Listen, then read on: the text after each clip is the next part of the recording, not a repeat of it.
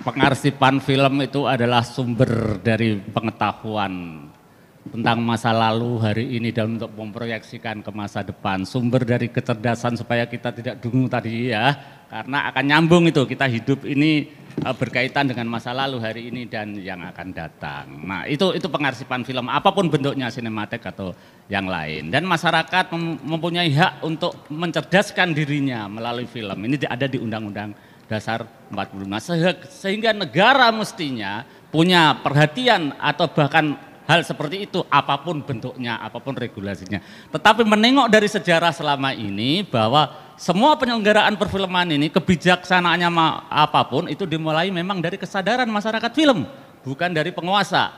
Ya kan? Bahwa kemudian ada Sumanjaya menjadi birokrat, menjadi direktorat pertama di Indonesia, itu orang film yang kemudian mencoba memasuki kekuasaan, tetapi dia tetap mewakili dirinya orang film. Saya berharap konferensi ini menumbuhkan kesadaran kita bersinergi dengan pemerintah, oke, tetapi tumbuhannya tetap ada pada kita sendiri, kemandirian kita itu sendiri, independen kita sendiri, dan kalau bisa berkolaborasi adalah sebuah kemitraan yang bukan persekongkolan. Itu closing sementara. Terima kasih. Dengan demikian pengarsipan film dan akses data. Di konferensi ini saya coba akan 3 poin utama yang saya akan bicarakan. Satu adalah pandangan atau masukan-masukan tadi disebut Mas Tito mengenai substansi dari pengarsipan, kemudian pengarsipan film, substansi kita ulang lagi substansi film di era sekarang ini, di era kekinian ini yang kita sebut sebagai era digital gitu ya. Nanti apa sebenarnya supaya kita kembali kepada pemahaman mendasarnya, sehingga kalau nanti kita berlanjut kepada pembicaraan berikutnya itu kita tidak tidak melenceng lah kira-kira gitu. Yang bagian kedua nanti saya coba sampaikan pandangan tentang fakta-fakta penyelenggaraan pengarsipan film di Indonesia, dan itu mau tak mau kita akan merewind atau jejak rekam lah, kayak apa sih yang dilakukan oleh masyarakat film maupun oleh negara ini ketika menyelenggarakan pengarsipan film, termasuk juga nanti akses data. Dan bagian ketiga nanti saya coba untuk memberikan pandangan mengenai konklusi dari itu yang syukur-syukur bisa menjadi bahan masukan untuk selanjutnya menjadi kalau konferensi itu kan kalau bisa menghasilkan sesuatu gitu ya, yang berdasarkan masukan-masukan tadi, semacam solusi gitulah kalau gampangnya. Nah dari 3 poin itu, ini ada ini. Dari 3 poin itu ditambah 1 poin, namanya poin PowerPoint, ya kan? Nah ini ada PowerPoint karena kemarin panitia itu, coba sebelum ini ada gambar kayaknya. Saya kemarin menggambar ini. Tadi saya bilang ya, ini ada hitam, itu film itu dimulai dari suasana gelap, diputar di tempat gelap, namanya bioskop gitu kan.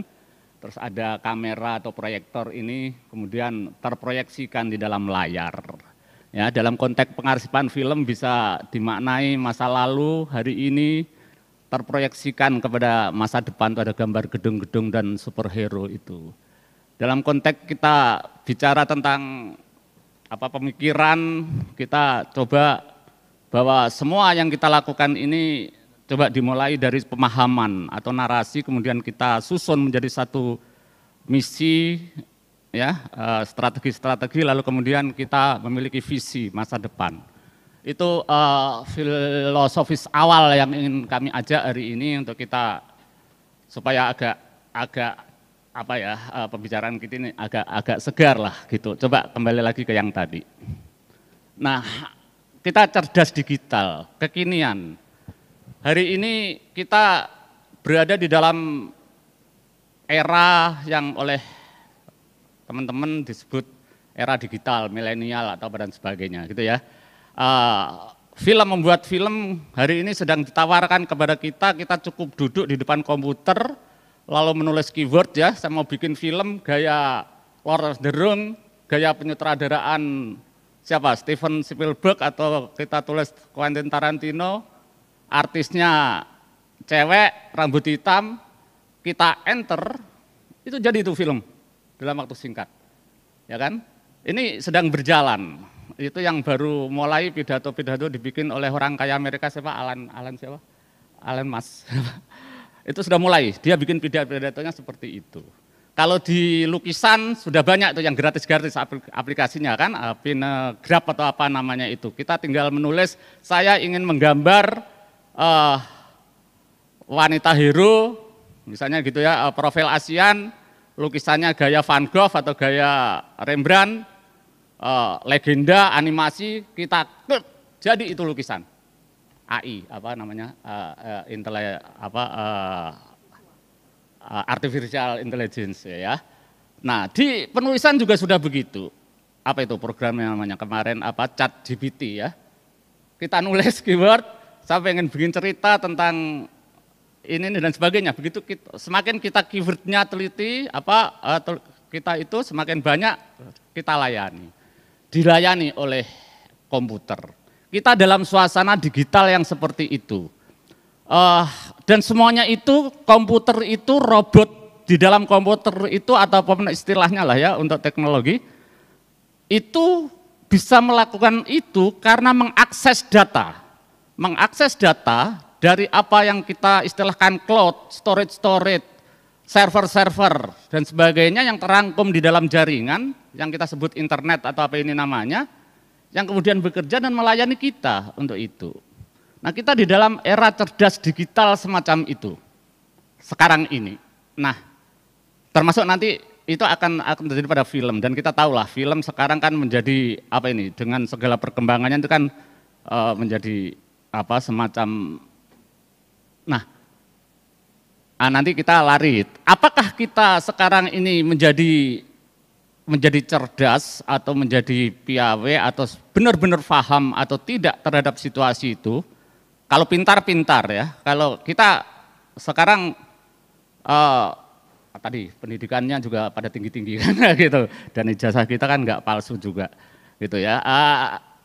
Tetapi barangkali kita tidak mampu untuk menyambungkan logika-logika nalar itu sehingga kita akhirnya menjadi gagap sekarang ini. Termasuk ketika nanti kita akan bicara tentang ekosistem perfilman. Jadi makanya saya memulai dengan dasar dulu Mas Dito, dengan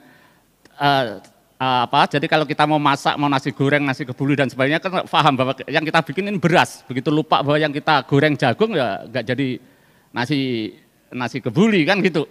Atau ibarat orang main silat itu kita mesti kuda-kuda dulu, benar dulu. Jadi meskipun kita menguasai jurus apa itu harimau menerkam angsa atau apa dan sebagainya, kalau kuda-kudanya nggak benar itu seperti cakil. Cakil dalam wayang itu ya, kalau mau perang sama Arjuna tuh main jurus dulu tuh. Begitu Arjuna hanya menginjak kaki jatuh dia. Nah kita nggak ingin masyarakat film menjadi cakil gitu ya. Kalau kegiatannya secara itu sih simpel aja. Pengarsipan film adalah kegiatan yang bergerak, jadi gerakan bukan hanya kegiatan diam yang meliputi mencari, mengumpulkan, menyimpan, merawat, mendaya gunakan film. Ini sering juga bagian dari pelestarian dan segala hal yang berkaitan dengan perfilman, segala hal yang berkaitan dengan perfilman berazas keotentikan, asal usul principle of provenance gitu ya, aturan asli ya. Jadi saya ingin membedakan arsip ini memang berbeda dengan perpustakaan ya. Ahlinya kalau arsip disebut arsiparis Bu ya. Kalau perpustakaan disebut pustakawan ya. Jadi berbeda. Ya, makanya di Indonesia ini ada arsip nasional, ada itu. Supaya kita nanti ngerti ketika membuat pengarsipan film apa ini pikiran kita nggak kemana-mana gitu ya. Nah itu oke, berikutnya ini biar saya ya. Nah saya kembali ke tadi. Saya ingin mengingatkan, menyegarkan kembali supaya kita menanganin film ini tidak keliru-keliru untuk mengingatkan karena ini kan sebenarnya sudah sangat ngerti semua lah kita lah ya tentang ini. Tapi saya ingin mengingatkan bahwa film itu kan paling tidak ada tiga poin ini yang menjadi satu kesatuan yang tidak bisa dipisahkan, tidak bisa juga dipilah-pilah karena ini satu kesatuan. Ya, film sebagai pengetahuan. Dari awalnya kan memang begitu. Film itu dimulai dari zaman siapa itu? Ibnu Haisan di Persia sana, muncul Thomas Edison apa Brunton dan sebagainya, sampai Lumiere bersaudara menemukan proyektor dan sebagainya, itu sampai sekarang ada celluloid, ada digital, ada 4K, ada audio 7-in-1 atau apa dan sebagainya. Ya, sebuah pengetahuan, tetapi juga sekaligus sebagai sumber pengetahuan. Jadi film sebagai pengetahuan.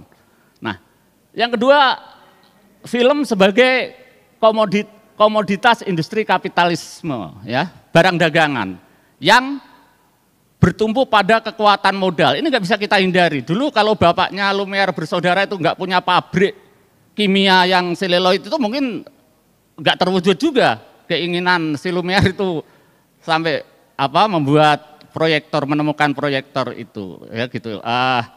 Bahkan film pertama dia yang dia pamer-pamerkan ke sana kemari kan tentang buruh-buruh yang keluar dari pabrik industri itu, ya, kira-kira gitu, ya. Artinya memang kitahnya, kodratnya atau kesejarahnya memang dari sana. Jadi nggak bisa kita itu, ya. Terus yang ketiga adalah yang disebut film sebagai karya seni.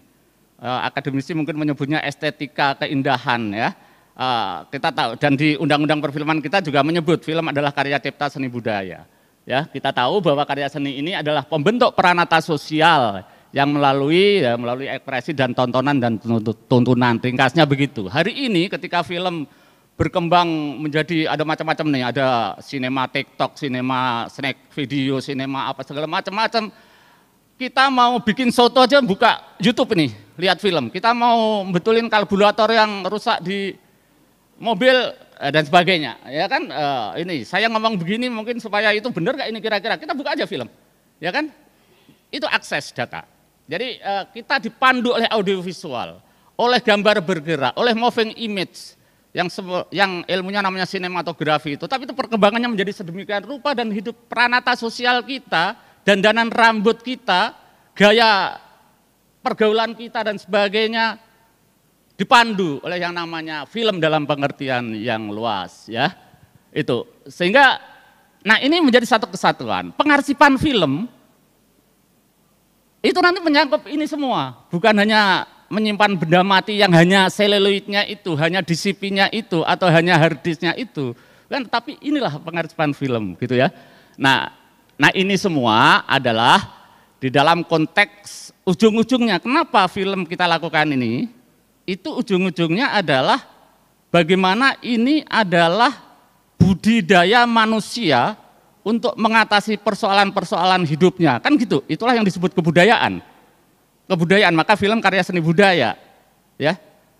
Lalu manusia berupaya mengatasi persoalan untuk apa? Untuk meraih kesejahteraan, untuk meningkatkan taraf hidupnya, untuk meraih martabatnya sebagai manusia. Kan itu filosofisnya. Apa kesejahteraan itu? Meliputi lahir dan batin, supaya manusia makin beradab, makanya ujungnya peradaban. Kalau hari ini film, ekosistem film, penyelenggaraan perfilman, tata penyelenggaraan perfilman tidak mencerminkan adab, tidak mencerminkan pemajuan kebudayaan, udah pasti ada yang salah tuh kita mengelola. Kan gitu lah. Nah, ini juga menyangkut kita kalau hari ini, ya, ternyata masih banyak film-film yang dari satu sisi terjadi dominasi kelompok tertentu, satu sisi produser-produser mulai tertindas dan nggak bisa berkembang, hanya dapat 4 layar, ditayangkan yang lain dapat 130 layar. Pasti ini ada yang salah nih dalam tata penyelenggaraan, dalam ekosistem tadi. Gitu kira-kira gambarannya. Kalau hari ini, ya, kita masih mendapatkan perlakuan-perlakuan yang tidak seimbang, bukan berarti harus sama, karena keadilan apa itu tidak harus sama, masih ada penindasan-penindasan terhadap kelompok-kelompok pemangku kepentingan ataupun juga masyarakat. Pasti salah nih arah penyelenggaraan kita, arah penyelenggaraan perfilman kita. Nah itu karena tadi kaitannya dengan adab, apalagi kalau kita kaitkan film sebagai cermin budaya, jadi samalah. Nah di atas tadi saya nanti akan menginjak pada, karena kita terperangkap dalam cara berpikir yang, karena sekarang populer istilah dungu, saya pakai istilah dungu budaya, yaitu tidak nyambung kepintaran kita yang satu dengan kepintaran yang lain, kecerdasan kita yang satu dengan kecerdasan yang lain, itu tidak nyambung secara nalar. Bukan berarti nggak pintar, dungu itu pintar. Orang-orang pajak itu pintar, ya, pintar. Dia ngerti itu pajak itu untuk bangun rakyat apa bahwa kemudian tiba-tiba dipakai untuk beli moge kan gitu. Nah, kemudian melahirkanlah ekosistem itu menjadi rusak sehingga melahirkan tragedi. Tiba-tiba secara sunatullah, secara keilahian gitu ya, nggak usah pakai direkayasa. Tiba-tiba anaknya ngamplekin orang sampai semaput, dan sekarang terbongkar semua. Ada 300 kerusakan yang terjadi. Ekosistem itu berjalan, tetapi ekosistem yang tidak kondusif akan melahirkan bencana. Sama, ekosistem perfilman, termasuk nanti pengarsipan di dalamnya, ketika itu tidak berjalan dengan kondusif, tidak kita bina secara kondusif, akan melahirkan bencana. Bencana kebudayaan adalah kita menjadi manusia tidak beradab, kan gitu itunya. Ya, sama. Kalau ekosistem alam itu kan ekosistem kan hubungan timbal balik gitu ya. Kalau alam itu kan antara manusia dengan lingkungan gitu ya. Ketika kita melakukan penebangan hutan tidak kita sertai dengan penghijauan, maka terjadi banjir, terjadi longsor. Itulah gampangnya. Gitu kira-kira. Ya, jadi karena kan ujungnya kita mau ekosistem ya, ekosistem perfilman. Oke, berikutnya Mas. Ya, nah sampai di sini saya ingin begini tadi ya, sebelum nanti masuk bagian kedua. Mas Tito tadi membacakan apa tadi namanya term of reference dari konferensi ini ya. Di terakhir tadi bahwa semua pihak wajib menyelenggarakan pengarsipan film dengan berbagai bentuknya gitu ya, semua elemen, karena ini penting untuk ekosistem dan sebagainya. Nah ini wajib, kalau di agama Islam itu ada wajib kifayah dan wajib ain gitu ya. Kalau wajib ain itu semua orang mengatakan, kalau wajib kifayah itu cukup diwakili satu saja sudah tidak berdosa gitu ya. Nah, masyarakat perfilman sudah melaksanakan kewajiban kifayah ini melalui Sinematek. Ya, Sinematek Indonesia. Sinematek sebagai representasi dari masyarakat perfilman, karena sampai sekarang itu Sinematek masih dikelola, dirintis secara mandiri, independen oleh masyarakat perfilman, oleh Pak Misbah Sabiran, dan sampai sekarang pun dikelola oleh masyarakat perfilman dengan representasinya Yayasan Pusat Perfilman Najib Ismail gitu ya. Nah, sudah menjalankan kewajibannya untuk itu selama setengah abad lah, 50 tahun. Kalau kita hitung dari sejak dirintis ya, akhir tahun 71 itu mulai dirintis, diresmikan tahun 75, melakukan pengarsipan film sebagai yang pertama di Indonesia dan di Asia Tenggara, dirintis oleh Misbah Sabiran, dikelola swasta mandiri, ya. Dan kemudian juga pemerintah negara, sebenarnya makanya negara ini juga sebenarnya pintar, tapi nanti dungu, tidak nyambung juga gitu ya. Pintar, mereka ngerti, sehingga Sinematek itu misalnya dinobatkan atau ditetapkan sebagai objek vital nasional bidang kebudayaan SK Menteri tahun 2008 tuh, nomornya 44 atau berapa. Kemudian diakui secara internasional ya sebagai pusat pelestarian film yang menjadi elemen dalam tata penyelenggaraan atau ekosistem perfilman tadi yang berkaitan dengan pengetahuan, komoditas industri, karya seni untuk peranata sosial dan sebagainya.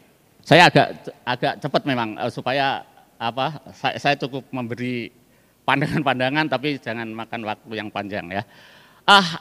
Jadi secara ilahiyah, secara sunatullah, secara alamiah, dengan sendirinya Sinematek menjadi bagian dari ekosistem perfilman tanpa harus kita ciptakan, karena ekosistem itu sifatnya memang otomatis gitu ya. Nah itu hari ini aja, tadi saya berangkat ke sini, nanti ada kaitannya dengan industri dan itu. Tadi saya ditelepon saya sebutkan sajalah supaya saya bicara berdasarkan fakta gitu ya. Sunil dari mana itu, Rapi Film, ada sekian, Mas saya mau ini coba diperiksa tuh yang negatif, yang positif film saya masih ada yang bisa diperbaiki dan enggak, itu dalam perjalanan ke sini. Sebelumnya lagi MD Picture, ini orang-orang industri nih, orang industri.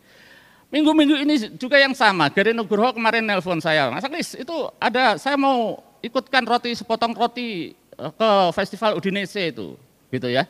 Itu yang yang tadi kaitannya, kalau Garin itu kan sukanya klaimnya kan begini, itu hak budayanya sama saya, kalau hak rakyatnya mau gitu kan, kalau kita berdebat di Sinematek tuh ya, waduh sehingga filmnya diangkut gitu kan.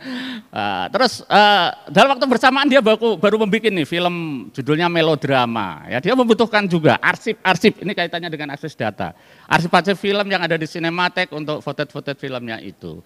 Nah begitupun juga misalnya tadi saya ngobrol dengan siapa, Gajah Mada, tadi siapa, ya, kita kerjasama dengan Library Congress Amerika. Ya, di sana itu kan pembayar pajak itu memang harus dilayani ketika, dan untuk pusat penelitian arsip itu kan Library Congress yang melayani. Kalau Library Kepresidenan itu untuk melayani pemerintah gitu ya. Nah, jadi kalau ada Harvard apa siapa penelitian tentang Indonesia, apa-apa itu harus dilayani. Nah, penelitian tentang film, sehingga mereka sangat ingin juga menyimpan kopi-kopi arsip film itu. Nah, hal-hal seperti itu hampir tiap hari. Kemarin ada dosen dari Unpad untuk mencari arsip-arsip film tentang sejarah film dan sebagainya. Ada dari Filipina, ada orang Amerika, Edward atau siapa itu namanya yang mau meneliti tentang lagu-lagu dangdut yang ada di film gitu, kira-kira gitulah. Arsip-arsip di sinematik yang di itu. Terus Australia itu mau pameran tentang lukisan, pameran internasional tentang lukisan poster film, tapi yang gede-gede itu yang di bioskop, dan itu kan hanya 4 negara yang melakukan ternyata. Indonesia, India, Cina, dan satunya mana Australia sendiri nggak punya. Tapi dia mau bikin itu, lari ke sinematik juga dan lain-lain. Sampai minggu ini itu kemarin anak-anak SMA Santo apa itu deh, bukan Santo Carolus tapi Katolik pokoknya ya, datang ya dengan guru pembimbingnya untuk mengakses pengetahuan ke sinematek. Dia Pak, peminat film itu di sekolah kami banyak, apalagi sekarang kurikulum merdeka, di mana guru-guru harus mengikuti kemauan anak kira-kira gitu ya, banyak. Tapi kita nggak punya guru pembimbing, kita nggak punya guru yang memahami itu dan sebagainya. Jadi ekosistem itu berjalan. Tadi ada industri, ada pengetahuan, kemudian sebagai karya seni juga itu berlangsung di sinematik, dan sinematik dilakukan sebagai representasi dari ya ini bukan hanya nasional tapi negara bangsa. Nah, bahkan di saat ini sekarang kan orang-orang menyebut sekarang itu sudah negara tidak lagi dominan, bangsa ini tidak lagi dominan, hidup kita ini sudah tidak lagi dominan diatur oleh negara, tetapi diatur, makanya istilahnya pasca nasionalisme. Nasionalisme sudah susah lagi tuh kita memisahkan batas rasial, batas teritorial, ya bahkan dunia saja kita sudah tergantung sama namanya dunia maya. Tidak lagi. Jadi tinggal administrasi aja kita, KTP, paspor dan sebagainya. Tapi kehidupan kita sudah diatur oleh di luar batas-batas ini. Nah, film itu juga begitu, merambah dunia tadi digital, maya dan sebagainya, sudah melintasi batas wilayah, batas rasial, batas geografis dan sebagainya. Lanjut. Ini. Oh ya, tadi di atas. Coba sebelumnya tadi apa tadi? Saya kelewatan ya. Oke, tadi yang merah tadi. Habis ini, oke, otoritas perfilman. Nah ini ya. Saya ingin menggarisbawahi tadi kan soal semacam pandangan tentang substansi tentang pengarsipan film gitu ya. Nah, tetapi bahwa otoritas perfilman kita kan ngomong negara dan berbangsa nih ya, institusi struktural maupun non struktural. Nah, jadi di dalam otoritas kekuasaan perfilman itu kan ada pemerintah dan kemudian ada kepanjangan tangan pemerintah yang diwujudkan lewat lembaga-lembaga non struktural, misalnya Dewan Film dulu, BP2N, LSF. Nah, BPI ini agak nanggung nih, dari satu sisi swasta mandiri, tapi dari satu sisi pengennya jadi kepanjangan tangan kekuasaan pemerintah untuk ini mengatur perfilman gitu ya. Nah, tapi kan mereka ini mengabaikan ya terhadap pengarsipan film ini, yang sesungguhnya juga akhirnya menjadi tidak serius atau tidak konsisten di dalam menerapkan konsep-konsep penyelenggaraan perfilman yang sesungguhnya cerdas tadi, yang sesungguhnya ngerti tadi. Karena kalau kita lacak nanti itu canggih-canggih itu, bunyi undang-undang, bunyi regulasi, bunyi jargon-jargon dan sebagainya. Ya, apalagi saya pernah itu, Bu Yudit masih ada nggak yang menyelenggarakan diskusi di MPR itu BPIP apa segala itu kan canggih-canggih itu, bikin film tuh yang Pancasilais, yang apa dan sebagainya. Tetapi PFN aja mana nggak produksi film? Negara harus berperan, mana punya PH malah jadi sekarang katanya pembiayaan dan sebagainya. Nggak berproduksi. Selama reformasi ini dari 22 tahun kayaknya hanya 2 film dibuat itu, gitu ya. Jadi ini saya lanjut ya. Tadi sudah pengarsipaan film Indonesia berlangsung terus. Oke, terusnya Mas. Tadi saya ngingetin yang atas itu. Oke. Nah ini ya, ini saya menginjak yang kedua sebenarnya, yaitu pandangan mengenai fakta-fakta tentang pengarsipan film di Indonesia. Nah, tadi saya sudah singgung, negeri ini menghadap film isinya orang-orang cerdas, pinter, dan kalau ngomong adalah semuanya menganggap film itu penting, kira-kira gitulah. Oh, itu kalau di diskusi itu ya, film adalah ketahanan budaya bangsa, film adalah jati diri bangsa, film. Tetapi negara sendiri kemudian menghentikan kepentingannya, PFN contohnya dan sebagainya. Jadi ketika menangani tidak cocok dengan implementasinya. Nah, ini fakta-faktanya supaya saya bicara bukan berdasarkan apa nanti dituduh kebencian lagi kan, laporkan UTE. Tahun 70, sebelum tahun 70 ya, film-film seluloid itu dimusnahkan karena membawa ancaman radiasi dan kebakaran. Jadi film-film seluloid itu yang dibikin itu dibakarin ya, karena memang di gudang repotin baunya busuk dan sebagainya. Oleh Misbah Sabiran, itulah yang mulai dirintis pengarsipan film ya. Sampai sekarang LSF pun, lembaga sensor film itu juga membakar film-film yang dipotong dan sebagainya. Memang alasannya lain, bukan karena takut kebakaran, karena undang-undang, karena peraturan dan sebagainya. Tetapi kan itu peraturan itu diciptakan karena itu tadi, karena kecerdasan kita yang paham sebenarnya fungsi film. Nah, selama 5 tahun Misbah Sabiran, saya sebut Misbah Sabiran bukan berarti saya ingin ini ya di konferensi ini bukan ingin sosialisasi, bukan juga ingin presentasi soal sinematek, tapi ini fakta-fakta dari penyelenggaraan perfilman gitu ya. Misbah Sabiran berjuang menyadarkan masyarakat perfilman, pemilik film terutama mengenai pentingnya pengarsifan. Itu lumayan lah, sehingga terkumpul film-film itu oleh beliau ya. Oleh masyarakat film sampai sekarang itu kita lakukan, kita itu ya.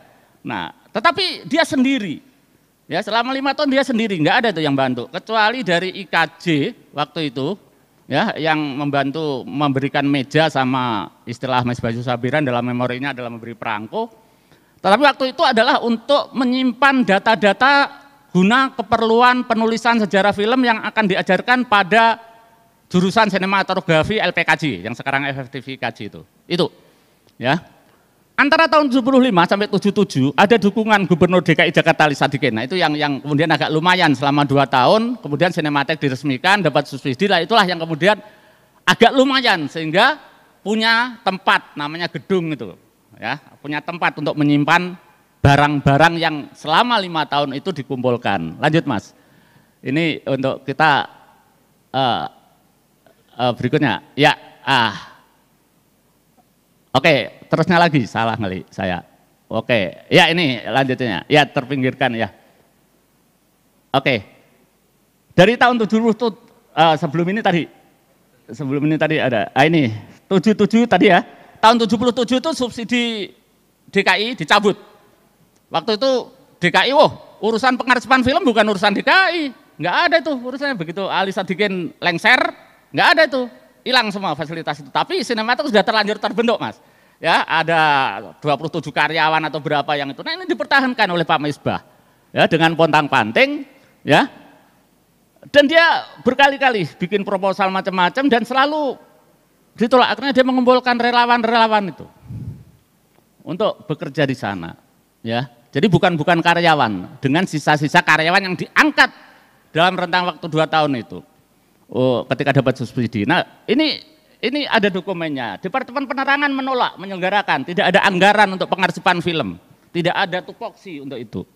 Ya, Dewan Film yang waktu itu menjadi representasi dari masyarakat perfilman yang turunannya pemerintah angkat tangan, tidak cukup SDM dan dana. Sampai pada masa BP2N. BP2N sempat memberi donasi sekadarnya dari dana sertifikat film yang waktu itu di kantor di sini, yang antara lain dipakai bangun gedung ini. Lanjut. Ini saya pandangan saya tentang fakta-fakta penyelenggaraan film. Berikutnya Mas, supaya saya terpandu. Mana? Oke,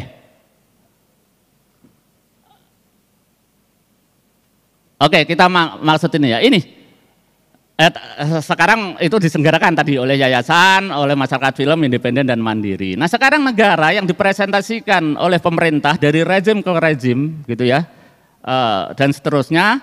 Nah ini ternyata fakta-faktanya dalam penyelenggaraan film memang nggak penting mas, pengarsipan itu memang dianggap nggak itu, atau paling tidak kalau saya katakan tadi ketika menyusun peraturan, menyusun undang-undang, menyusun kebijaksanaan, berpidato seperti ini, pastilah semua menganggap pengarsipan itu penting. Dulu di Sinematek ada istilah begini, tiap menteri baru juga datang ke Sinematek, besoknya di koran-koran muncul, oh pengarsipan itu penting, habis itu selesai. Begitu aja terus, dari tahun ke tahun ya. Lanjut mas, kecuali Ali Sadikin tadi yang itu ya. Makanya saya ingin kemudian ini ya, saya pakai istilah politik rezim dan dungu budaya. Tadi saya kasih pengertian dulu supaya kita nangkep nih. Makanya ini sebenarnya rezim adalah tata pemerintah negara dan pemerintah termasuk elemen kepanjangannya yang berkuasa dalam rentang waktu tertentu. Supaya kita memahami kenapa saya pakai istilah rezim. Ya, dungu adalah cara berpikir dengan nalar yang tidak tersambung, terkolaborasi antara logika yang satu dengan logika lainnya. Jadi dungu itu karena nggak nyambung. Jadi kalau ada profesor, pinter dan sebagainya itu pagi-pagi tiba-tiba dia dapat laporan dari istrinya, anak lu hamil nih di luar nikah. Nah itu dungu, nggak bisa berbuat apa-apa itu.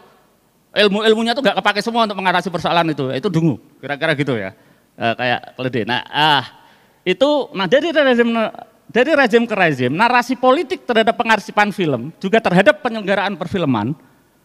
Nah itu mencerminkan adanya masa-masa yang dungu budaya, cara berpikir yang tidak nyambung dan seterusnya tadi.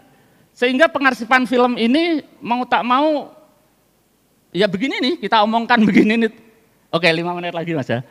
Oke, itu kira-kira ya. Jadi memang kita berada dalam kedunguan budaya. Padahal film ini adalah karya cipta budaya. Pikiran kita tidak nyambung. Nah, saya khawatir setiap kita berdiskusi, setiap kita begini ini, ujung-ujungnya memang akan nggak ada apa-apa. Memang nggak ada apa tadi yang kita capek akan akan kita menemukan, kalau cita-cita kita kan sering ngomongkan kita bikin ekosistem yang kondusif gitu kan, kita ingin tata penyelenggaraan yang itu nggak ada itu, karena kita terlanjur dungu di tengah. Kenapa kita jadi dungu nggak nyambung? Karena kita memang di dalam rezim yang diajarin untuk dungu, ya kan, kita jadi biasa kebohongan hoak-hoak itu biasa. Ada SMK bulan Oktober membanjiri pasaran nggak ada, kita tenang-tenang aja. Ya kan, itu yang diajarkan kepada kita kan itu. Ya, ada apalagi itu LRT katanya tahun 19 akan menjadi pembangunan tercepat di dunia, sampai sekarang juga mondar-mandir doang itu contohnya. Dan kita terbiasa menghadapi dungu-dungu hoak-hoak seperti itu. Ya, masyarakat film terbawa juga. Ya, saya juga barangkali kan gitu. Jadi otak kita, pikiran kita terbawa pada nalar-nalar yang tidak nyambung antara kecerdasan yang satu dengan kecerdasan lainnya. Sehingga bagaimana mungkin kita menyusun sebuah konsepsi kalau kita tidak mengulang lagi istilah siapa itu, kita harus kembali kepada akal sehat kita, kepada naluri berpikir kita yang tidak lagi, karena hukum tidak bisa kita jadikan pegangan, undang-undang tidak bisa kita jadikan pegangan, ya kan? Apalagi sekarang semua kita nggak percaya pada semuanya itu. Satu-satunya cara berpikir kita adalah cara berpikir kembali kepada hati nurani, kembali kepada kolbu. Gimana Nena? Kolbu ini yang menuntun adalah tadi filsafat perfilman dan sebagainya tadi yang saya sebutkan tadi banyak dengan 3 itu. Oke, lanjut Mas. Tinggal waktunya. Nah, ini ya. Oke, ini undang-undang. Nah, oke. Wah, ini masih sebentar.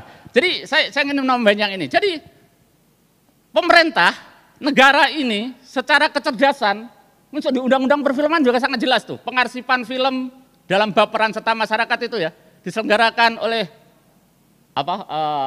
masyarakat filman, peran serta masyarakat filman itu ya. Terus ada kewajiban pemerintah dan pemerintah daerah. Tapi apa yang dilakukan pemerintah selama ini dalam pengarsipan film? Maaf, minta sambung. Supaya gini, nih, ini adalah program pendirian Sinematek Indonesia di Gedung Film tahun 99, mungkin tidak tepat tahunnya. Gedung ini dulu dibangun, itu fungsinya adalah satu, untuk tempat lembaga sensor film, waktu itu namanya Badan Sensor Film. Kedua, untuk Dewan Film yang menjadi BP2N, kalau sekarang kita lanjutkan menjadi BPI. Ketiga, untuk Direktorat Perfilman. Dan yang keempat, untuk Sinematek Indonesia. Meskipun arti Sinematek Indonesia waktu itu belum tentu Sinematek yang sekarang ini, yang saya jadi kepalanya. Bisa jadi waktunya adalah pengarsipan film. Sampai sekarang nggak ada itu. Ya. Dan bahkan sekarang menjadi Kemenpar nih, gedung ini, milik Kemenpar. Ya, saya berkali-kali mau diusir tuh. Saya punya kantor Keneklub di sini. Berkali-kali mau diusir dan selalu kita berdiskusi dengan biro umum di sini. Dan ya saya bilang usir aja, terbitan surat aja, saya bilang gitu. Ya, Pak Ruli tahu tuh. Nah, gitu. Terus, oke, pembangunan museum film tahun 2001-an yang sudah mengerahkan arsitektur ITB. Jadi waktu itu sudah dibahas museum film di sebelah sini atau di sini yang sekarang dipakai kantor BPI ini. Udah ada arsitektur dari ITB itu merancang, bentuknya bagus, hampir kayak UMKM sebelah sana, Smesco itu. Gitu, Ropat, Rapat, FGD sampai sekarang nggak ada museum film. Jadi ada kebijakan-kebijakan itu. Oke, pembentukan konsorsium pengarsipan film. Ada nggak orang Dikbud ini? Ya, bagaimana ada pernah dibentuk proyek konsorsium film? Film sudah di Kemendikbud, yang ujungnya adalah pengarsipan film. Nggak ada sampai hari ini, mana pengarsipan film. Gitu. Nah sampai hari-hari tahun ini, lanjut Mas, berikutnya, supaya tepat, itu tahun baru aja, 2014 itu perfilman sudah di bawah Kemendikbud. Berikutnya Mas, nih, nah tahun-tahun ini pun, ya, kalau Anda lacak itu, namanya DIPA, program, proyek, atau program, atau apa itu di Kemendikbud itu, ada itu program pengarsipan film. Ya.